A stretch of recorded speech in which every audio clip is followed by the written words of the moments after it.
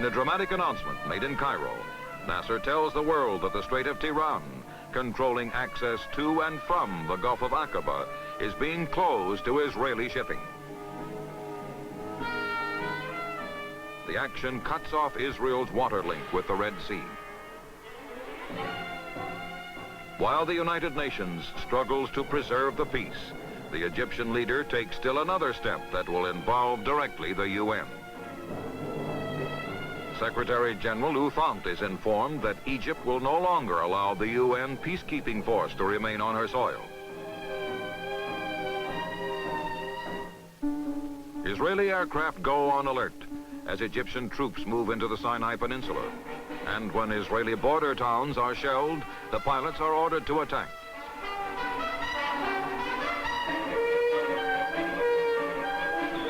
The Israeli aircraft, taking off from widely scattered bases, fly carefully coordinated patterns, striking simultaneously at targets in Egypt, Syria, Jordan. The surprise attack gives Israel complete control of the air. Hundreds of Egyptian planes are destroyed, and Syria and Jordan suffer similar crippling losses. The Israeli military machine, toughened by two earlier wars, unleashes a lightning strike that will overshadow even the spectacular victory of 1956. And this time, Israel will do it without the British and French. Newspaper headlines record the start of the war and the smashing success of the Israeli forces. The swirling sands of the Sinai Desert become a dusty road to victory as armored units rout the enemy and race ahead. The story is the same on all fronts. The vaunted Jordanian army is in full retreat. The soldiers of Syria are fleeing for their lives. In 72 hours, the Israeli assault sweeps to the banks of the Suez Canal. While one spearhead is pushed westward to Suez, another strike is directed southward to the Strait of Tiran. Here, too, the Israeli juggernaut grinds relentlessly toward its goal.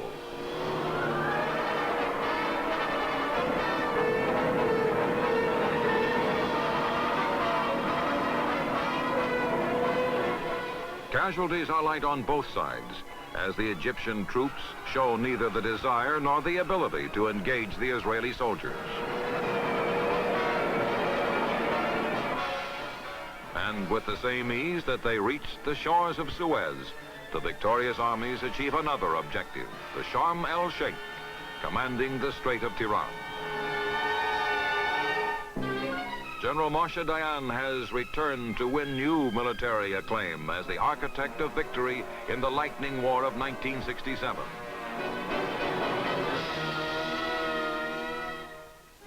In 6 incredible days, the Arab nations are totally, utterly defeated. Captured Russian equipment stands as mute testimony to the military disaster. And so when a UN ceasefire is negotiated, Russia seeks to win diplomatically what her allies had lost in the war. Premier Alexei Kosygin comes to New York to attend a special session of the United Nations General Assembly, called to discuss and debate the newest crisis in the Middle East.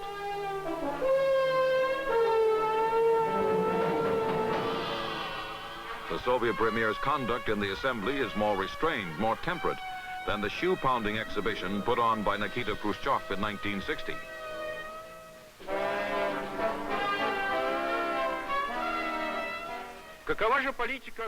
But Kosygin's words are just as harsh, just as intemperate. He demands UN condemnation of Israeli aggression, immediate and unconditional withdrawal of Israeli forces, and reparations to Egypt, Syria, and Jordan. The Russian leader's words fall on deaf ears. The assembly adjourns without any concrete action to resolve the smoldering dispute.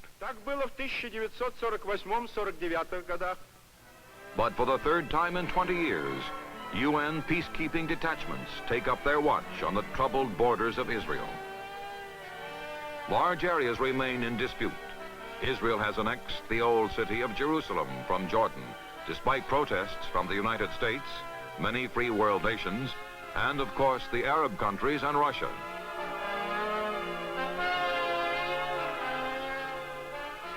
The war has created new refugee camps to add to the settlements that have sprung up in the desert since Israel first gained independence in 1948.